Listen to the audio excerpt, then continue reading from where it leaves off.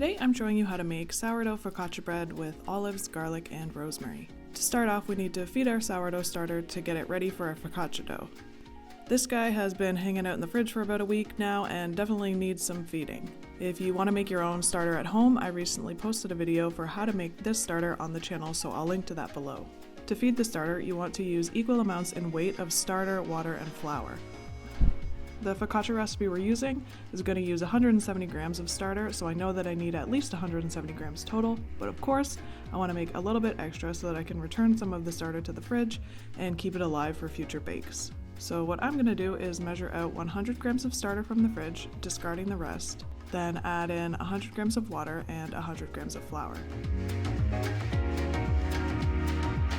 I'm mixing this up with a fork, making sure to break down any big lumps. Then I'm going to place this starter somewhere warm for about 4 hours until it's doubled in size.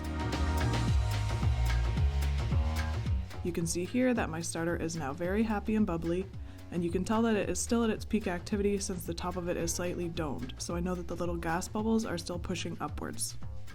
Now to start on the actual focaccia dough. Measure 305 grams of water into a bowl, then weigh out 12 grams of salt. Add the salt to the water and stir to dissolve.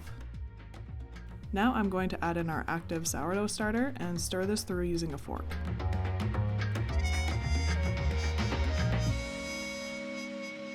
Don't worry, the salt in the water isn't going to immediately kill the yeast, but once the starter and water are combined, try not to leave it hanging out on the counter for ages or anything.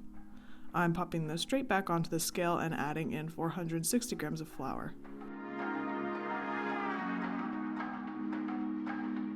Start to bring this together with a fork, and once the dough has mostly pulled together, I can start kneading in the bowl using either a dough scraper or my hands.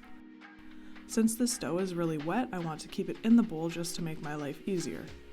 With the dough scraper, you just want to work the dough around the bowl, pulling and stretching it together.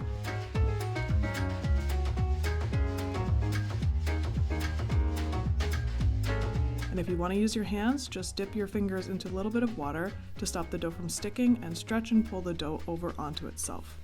I'm only kneading this for about 5 minutes until the dough is nice and smooth.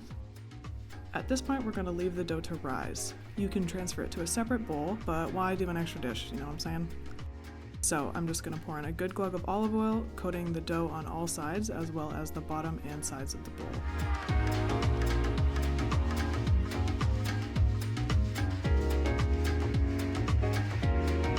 Then cover this with some cling film and leave it to rise until it's doubled in size. You can leave the dough to rise at room temperature for about 2 hours, or if you want a better flavor, pop it into the fridge overnight, which is what I did here. The next day, or 2 hours later depending on which method you choose, line the base of your baking tin with parchment. I'm using a round tin just because I like the way that it looks, but you can use a sheet pan or a rectangular tin.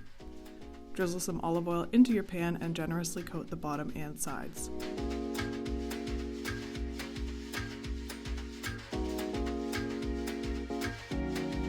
You can see here that the dough has doubled in size and has some nice bubbles forming.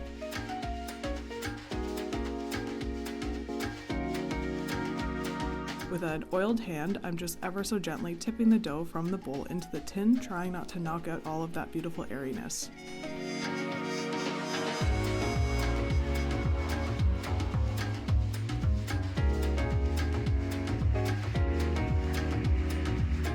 Then, gently push the dough to the edges of the pan using your fingers. With the same piece of cling film that I used earlier, I like to reuse single-use plastic items as much as I can if I have to use them.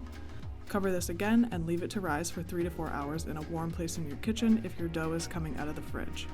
If your dough was left at room temperature, then you'll want to only leave it for about an hour and a half. After this second rise, some nice big bubbles should have started to form. Pour some olive oil onto the dough, then coat your fingers and gently press them into the dough, leaving little divots. This is probably the best part about making focaccia, but don't go too crazy with this or you're going to deflate your dough. Now we're going to cover it again with that same piece of cling film and leave it to rise one last time for about an hour. While that's resting, I'm going to prep the toppings. You can top focaccia with loads of different herbs and veggies, but I'm using mixed olives, which I'm chopping roughly. I want there to be a mix of smaller pieces and some whole olives as well. Then I'm roughly chopping some garlic and adding that to the olives. After the third rise, the dough should look like this. I'm topping this with the olives and garlic and then throwing on some fresh rosemary as well. Then we're going to add another generous drizzle of olive oil, and again I'm gently pressing my fingers into the surface to create some divots and pushing some of the toppings into the dough.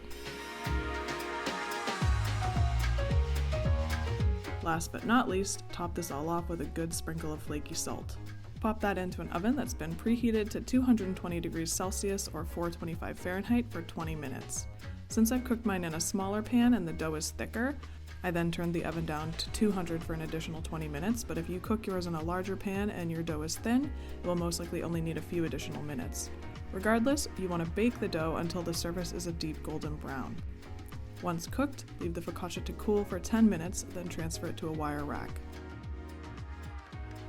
This recipe does take a little bit of time, but it's super worth it. This focaccia is so delicious, it is addictive. We have made it I think 5 times in the last few weeks with a few different toppings.